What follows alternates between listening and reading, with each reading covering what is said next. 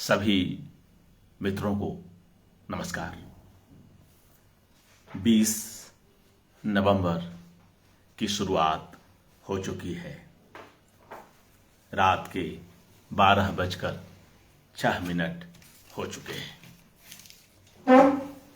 मित्रों, जब हम कोई अवसर ऐसा पाते हैं, कोई ऐसा मौका मिलता है जहां किसी रचनाकार की साधना से जुड़ने की गुंजाइश बनती है, तो फिर दिन और रात का फर्क मिट जाता है। आज ऐसा ही एक प्रसंग है।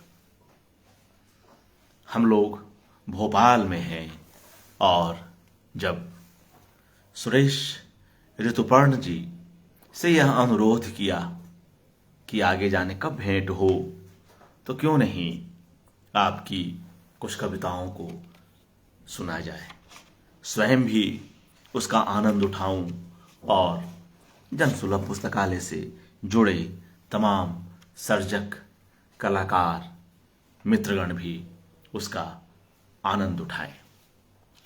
मित्रों, एक खास उद्देश्य यह भी है सुरेश ऋतुपर्ण जी की कविताओं का पाठ करवाने का कि इकहरी नहीं है पानी की कहानी नाम से एक बेहद सुंदर कविता संकलन इसी वर्ष 2022 में विजया बुक्स दिल्ली से प्रकाशित हुआ है। मैं कवि महोदय से अनुरोध करता हूं कि एक बार हमारे मित्रों को इसका आवरण दिखलाएं। जी साथियों, आप देख रहे हैं इकहरी नहीं है पानी की कहानी, सुरेश ऋतुपर्ण जी का चौथा कविता संकलन। चौथा मैं कह रहा हूं तो आप समझ ही रहे होंगे कि इसके पूर्व की जो कविताओं का संकलन है, एक बार उसकी भी बातचीत कर ली जाए। वर्ष 1980 में इनका पहला कविता संकलन अकेली गौरैया देख प्रकाशित होता है। दूसरा कविता संकलन वर्ष 2009 में आता है, ए मेरे कामकाजी शब्द।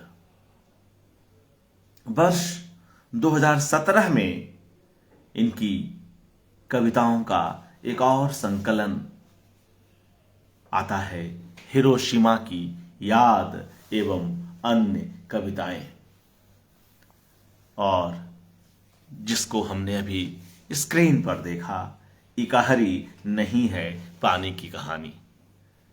तो पहले हम इस संग्रह से कुछ कविताएं सुनते हैं, बिल्कुल नवीनतम संग्रह से। इसके अतिरिक्त एक मजे की बात यह कि जो आगामी कविता संकलन है वह बेहद खास है। एक कवि की यात्रा उसमें परिलक्षित है, मगर वहां सिर्फ एक कवि नहीं है, एक साधना संपन्न छाया चित्रकार भी है। एक ही जिल्द के भीतर कविताएं भी हैं और छायाचित्र भी हैं, फोटोग्राफ्स भी हैं। ये अलग अलग अवसरों पर संभव हुए हैं, मगर जिस तरह से इस संकलन में ये चीजें आई हैं वह बहुत ही उल्लेखनीय है। अगर कवि स्वयं इसकी चर्चा न करे तो यह बताना भी जरा मुश्किल होगा कि ये एक साथ नहीं रची गई हैं, इनके विचार एक साथ संभव नहीं हुए। हम उस शीघ्र प्रकाश पुस्तक से भी इनकी कविताएं सुनेंगे जिसका नाम है कल जब मैं नहीं रहूंगा।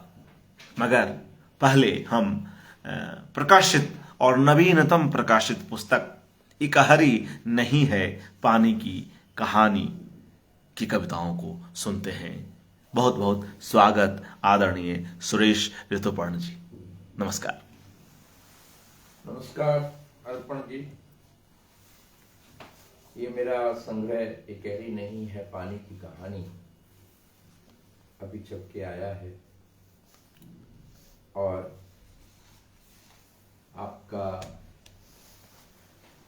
एक मुझे सहयोग प्रदान करने की बात है ये कि आज की मध्य रात्रि मैं ये कविताएं आपके सामने पढ़ रहा हूँ। इस संग्रह की जो पहली कविता है जो इस शीर्षक से जुड़ी हुई है, गहरी नहीं है पानी की कहानी, इसे ही सबसे पहले पढ़ देता हूँ। जाल समेटने से पहले देखो सूरज की किरण मछलियां थर थराते जल की सतह पर कैसे थिरक रही हैं। मालूम नहीं है उन्हें जल की सतह के नीचे जाल में फंसी मछलियां मुक्ति की चाह में बेचैन कसमसा रही हैं। जाल समेटने से पहले देखो सूरज की किरण मछलियां थर थराते जल की सतह पर कैसे थिरक रही हैं।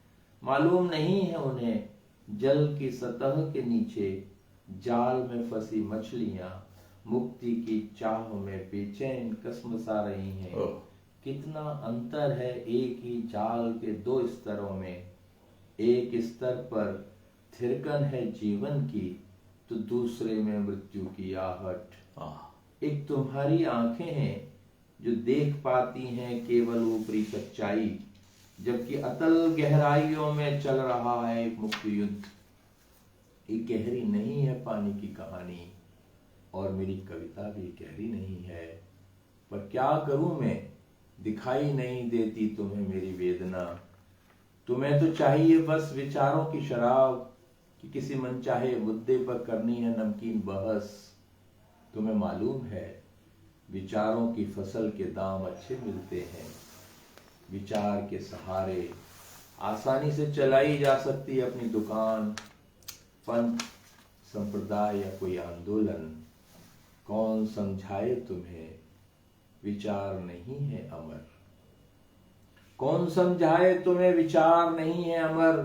आज का विचार कल मर जाता है अपनी मौत, जबकि आज की करुणा का इतिहास जुड़ जाएगा वाल्मीकि की परंपरा से और तुम्हारे विचारों का इतिहास तुम्हारे सामने ही देखते देखते पोथियों में सिमट जाएगा। लौटो, एक बार फिर लौटो, जोड़ो मन के तार मन से। मनुष्य की आत्मा को मथते व्याकुल मनोभावों को समझो, जिनका तुम युगों से कर रहे हो तिरस्कार। विचारों के बोझ से दबे मस्तिष्क को प्यार की थपकी से सहलाओ। राग द्वेष से परे जाकर कोई गीत गुनगुनाओ। उनकी उदास आंखों में कोई सपना जगाओ। बांधो सीमाएं अपनी लिप्साओं की, इतने प्यार से सबको दुलराओ। जागे उम्मीद नए जीवन की। ओ मेरे कवि मित्र, बरसो प्यासी धरती पर और मिट्टी की सुगंध बन पूरी धरा पर छा जाओ। वाह, पूरी धरा पर छा जाओ। वाह। ओ मेरे कवि मित्र, बरसो प्यासी धरती पर और मिट्टी की सुगंध बन पूरी धरा पर छा जाओ। जी, दो तीन छोटी कविताएं सुना रहा हूँ। एक जी। लंबी कविता सुनाने से पहले जी स्वागत। बार बार लिखा, एक बार लिख शीर्षक कर बतला दें। मिटाया। इसका कोई शीर्षक नहीं। जी, ये मेरी इस किताब का पहला पन्ना है। वाह। बार बार लिखा, लिख लिख कर मिटाया और फिर लिखा। कविता की पंक्ति है, कोई तकदीर नहीं, न लिख सकूं न मिटा सकूं। वाह, छोटी सी कविता है ये। जी जी। मैं फिर से पढ़ रहा हूं। बार बार लिखा, लिख लिख कर मिटाया और फिर लिखा। कविता की पंक्ति है, कोई तकदीर नहीं, न लिख सकूं न मिटा सकूं। वाह। एक और छोटी कविता गजरा बेला का। जब से लिखा तेरी वेणी में झूमता है गजरा बेला का, मेरी डायरी महकने लगी है। वाह। मैं अब एक लंबी कविता सुना रहा हूं जो मेरे संग्रह में अंतिम कविता है। पहली कविता मैंने सुनाई गहरी नहीं है पानी की कहानी, और अंतिम कविता है मानव नहीं है पाप की संतान। थोड़ी लंबी है जी स्वप्न था या जी, मिथ्या। इसको हम सुरेश जी, इसको हम क्यों नहीं इस लंबी कविता की बनावट को भी आपसे समझते चलें, उसके बाद कविता को सुने, उससे हमारे मित्रों को सुविधा हो जाएगी। ये मेरी लंबी कविता एक अजीब सी मनः स्थिति में लिखनी शुरू हुई और लिखती चली गई। कोरोना काल के दिनों में मैं लगभग नींद बेहोशी में पड़ा रहता था और जाने क्या क्या बिंब मन में आते जाते रहते थे। अजब सा जीवन मृत्यु का संघर्ष भी चल रहा था, पूरा परिवार बीमार पड़ा था। उस दुस्वप्न की सी स्थितियों के अंदर अचानक एक रात मेरे मन में कुछ बिंब कौंधे और मैंने उसको इस कविता के रूप में रखा। कविता का जो संबंध जुड़ता है वो जो एक ईसाई मान्यता है कि हम पाप की संतान हैं, क्योंकि एडम एंड ईव ने जो फल खाया ज्ञान का और उसके परिणाम स्वरूप वो जो पाप किया तो उनको स्वर्ग से निष्कासित कर दिया गया। मिल्टन के पैराडाइज लॉस्ट इसी पर है। लेकिन मेरे मन में हमेशा एक सवाल उठता रहा कि मनुष्य क्या पाप की संतान है? और मुझे लगा कि नहीं, मनुष्य तो पुण्य की संतान है। वो कैसे है? तो एक बहुत अजीब सा वितान मेरे मन में गूंजता रहा और मैं जब लिखने बैठा तो लगभग लिखता चला गया। लंबी है ये कविता, लेकिन मैं सोचता हूँ कि आज आपके इस माध्यम से लोगों तक पहुंचाऊं। जी, स्वागत।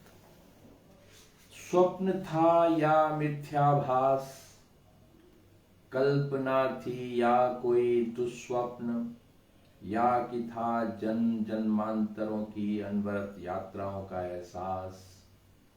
स्मृतियों के अमूर्त कुहासों के बीच उभरती थी बार बार प्रभु की चेतावनी भरी आवाज।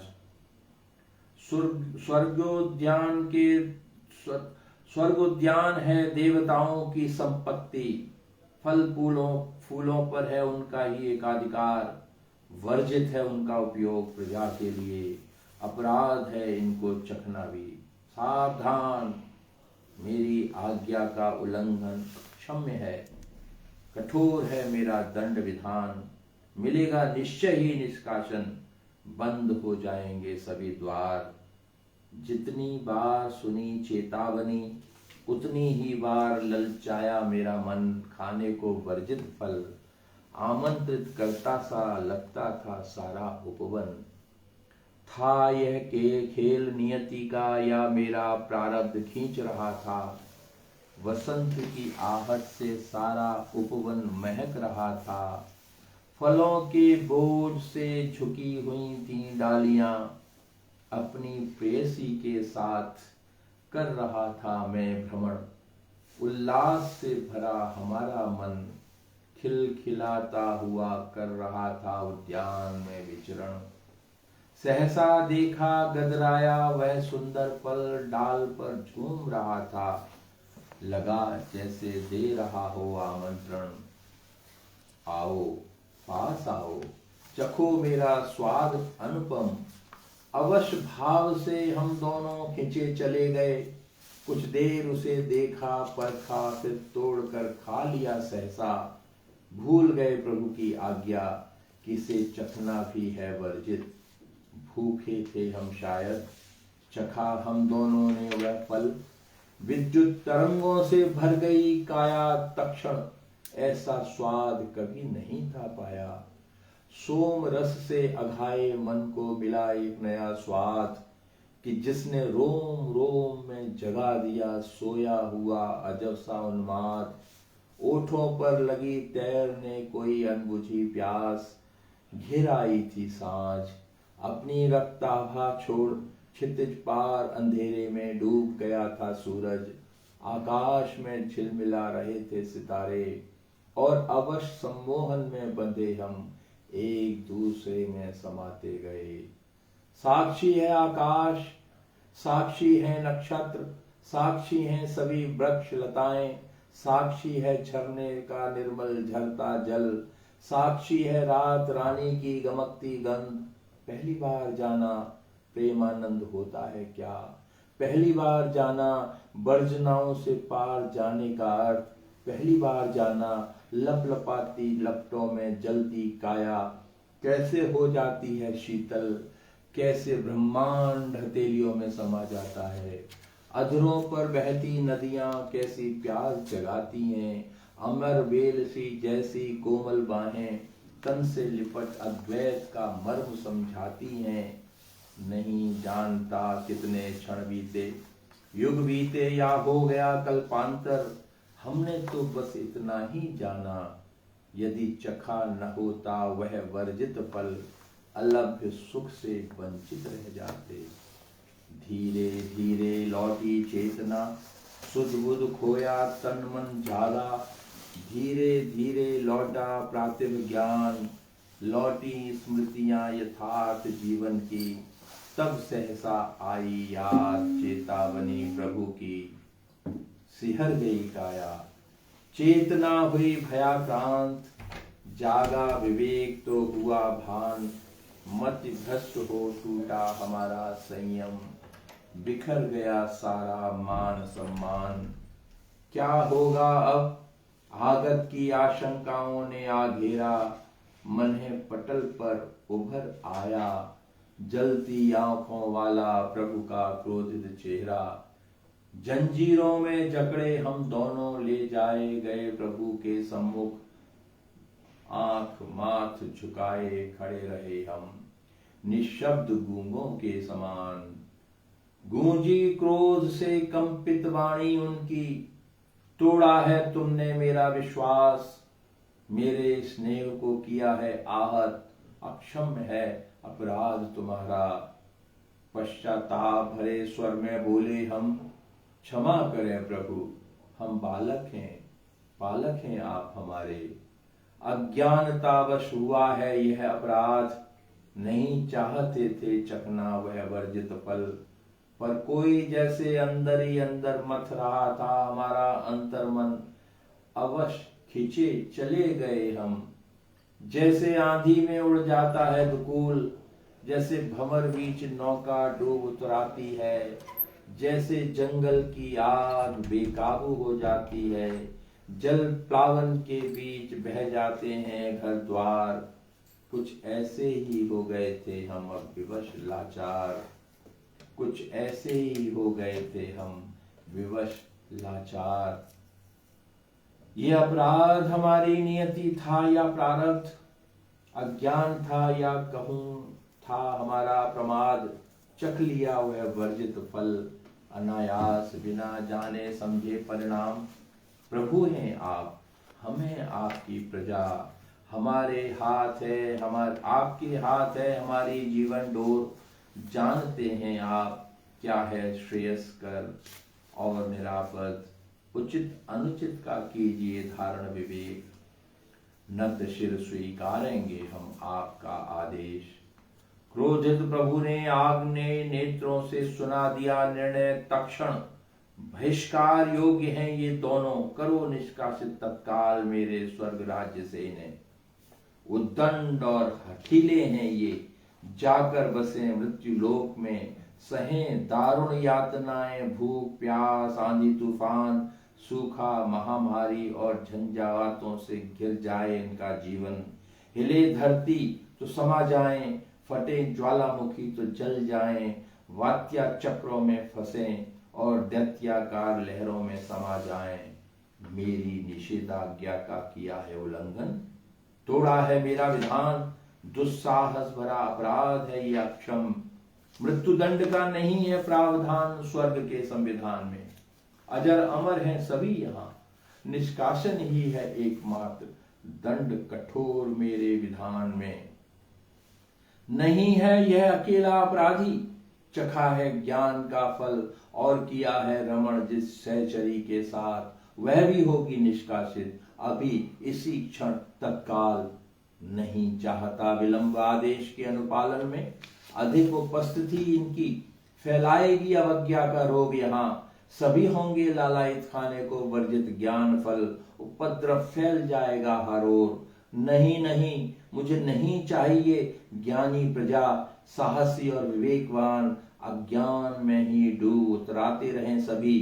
भोग विलास सुख संपदा को ही माने अपना सर्वस्व, माया मोह के अंधकार में लिपटा रहे इनका भविष्य, निरापद रहेगा तभी मेरा राज्य।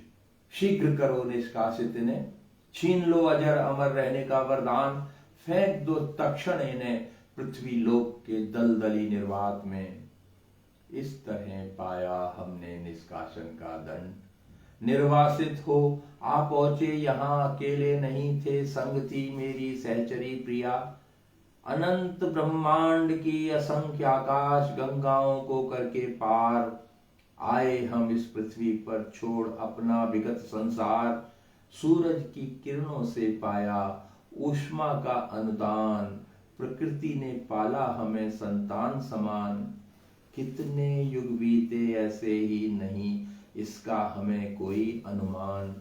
असमंजस में हैं हम, प्रभु का दिया निष्कासन, शाप था उनकी कृपा का वरदान। धीरे धीरे विस्मित होते गए उस जीवन के विधि विधान, जागी नई उमंग हुए क्रियाशील हम दोनों, बनाया अपना निज का स्वप्निल वितान। धीरे धीरे जाना रूप रस गंध भरी पृथ्वी पर जीवन जीने का आनंद, विलीन हुई मन की कटुता, कृतज्ञता से भर झुक गया माथ। निष्कासन के बहाने प्रभु ने दे दिया हमें मुक्ति का नया विहान। मुक्ति का आनंद हमसे ज्यादा जानेगा कौन, हम तो थे पराधीन प्रभु की प्रजा थे, उनकी अवज्ञा थी अपराध। जो हुआ था हमसे अनजाने ही, बिना जाने उसका परिणाम। अश्रुपूरित नेत्रों से करता हूं जब उस शाप को याद, मन कृतज्ञता से भर जाता है। सोचता हूं क्या सचमुच प्रभु ने दिया था शाप, या अपने उद्दंड बालक के सहज जिज्ञासा भरे दुस्साहस पर पुलकित हो किया था उसे पुरस्कृत। समझ लिया था शायद उन्होंने मेरे अंतस में समाई ज्ञान पिपासा की प्रदीप्त अग्नि को, जो उनके राज्य में बिल्कुल अनजानी थी। कूप मंडूक वन भोग विलास भरा जीवन जीने वालों में नहीं बची थी कुछ नया करने जानने की इच्छा। लीक पर चल रहे थे सब कोल्हू के बैल की तरह, आंखों पर पट्टी बांधे। दास थे सब प्रभु की नियम संहिता के, डरपोक थे, कायर थे, साहस विहीन, मन मारे जीते थे। सहते रहते थे अन्याय, विरोध करने की इच्छा या सामर्थ बर्फ बन जम चुकी थी, पर पीड़ा में ही पाते थे सब आनंद।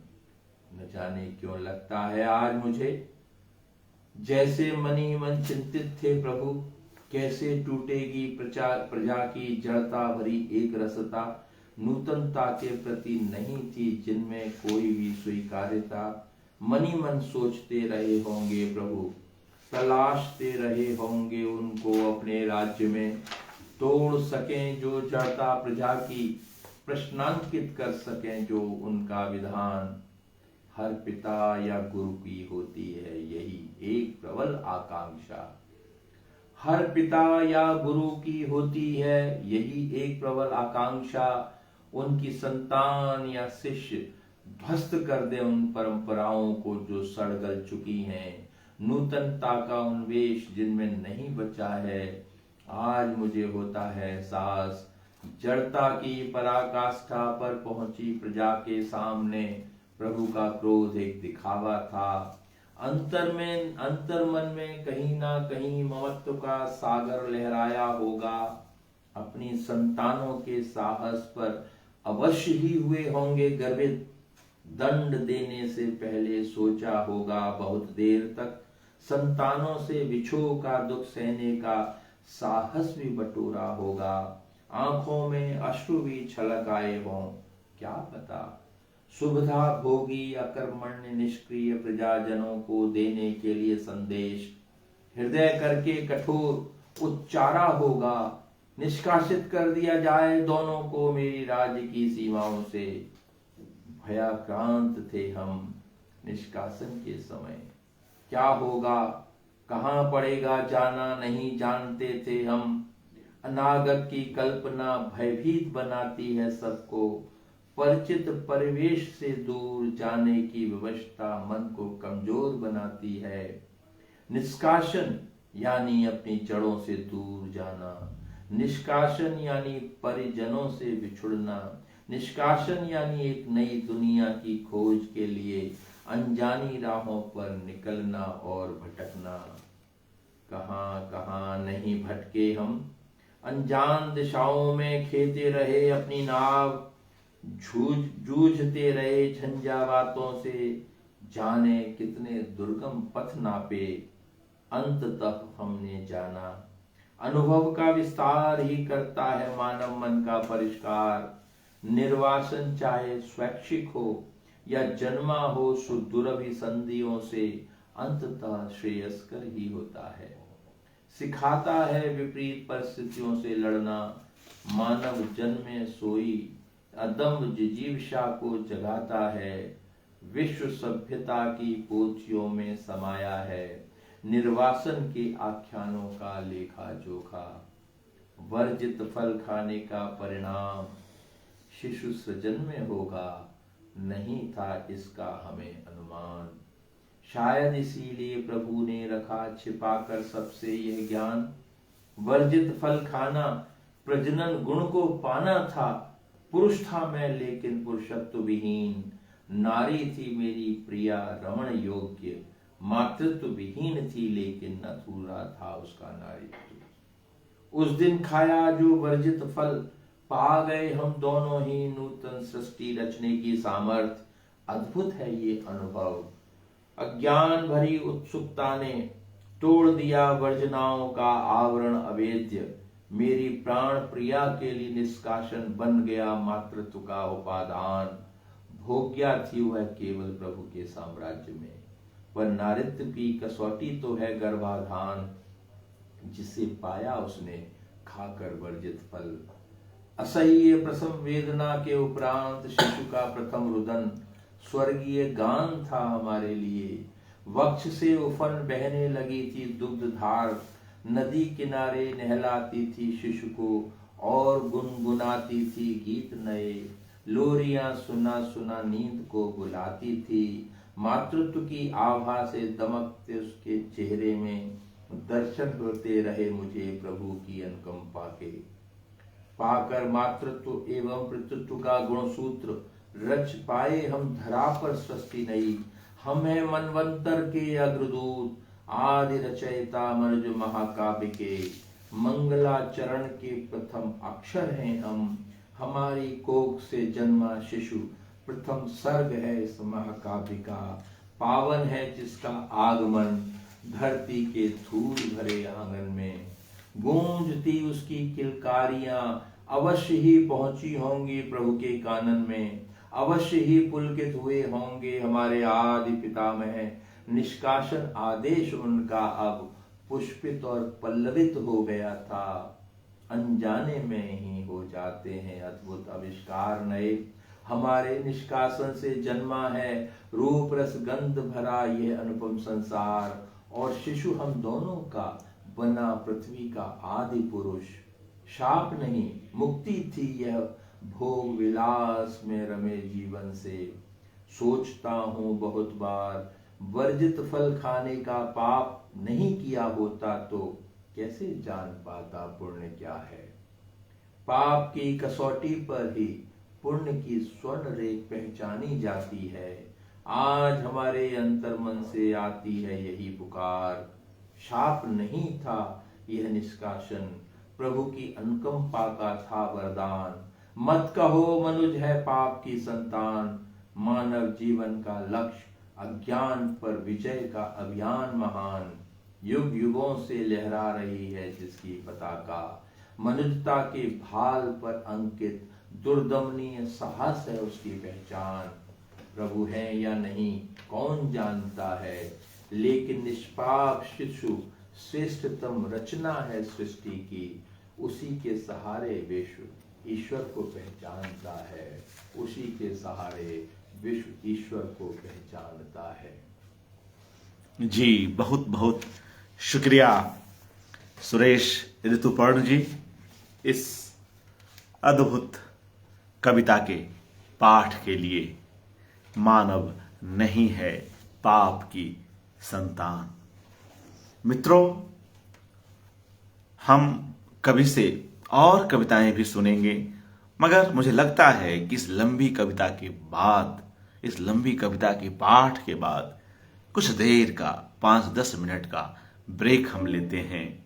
और जिस तरह से यह कविता संभव हुई है, यह मुझे लगता है कि यह एक बड़े विधान की कविता है।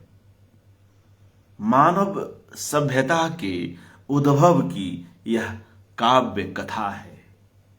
चिर आदिम जिज्ञासा के लिए किसी भी तरह के संकट और जोखिम से लड़ने की मनुष्य की जिजीविषा को बड़े ही पुरजोर तरीके से यह कविता हमारे सामने रखती है। यह मनुष्य की आदिम जिज्ञासा की भी कथा है। सृष्टि की विकलता का मूल है इस कविता की उत्पत्ति का। स्वर्ग से निष्कासित होकर किस तरह से इतनी भरी पूरी दुनिया, मानव संततियों का यह उद्विकास संभव होता है, यह पूरी कविता इसे बड़े ही प्रबंध कौशल के साथ प्रस्तुत करती है। मानव नहीं है पाप की संतान। और ईश्वर और उसकी अवधारणा किस तरह से यहां बीच बीच में कवि व्यक्त करता चलता है।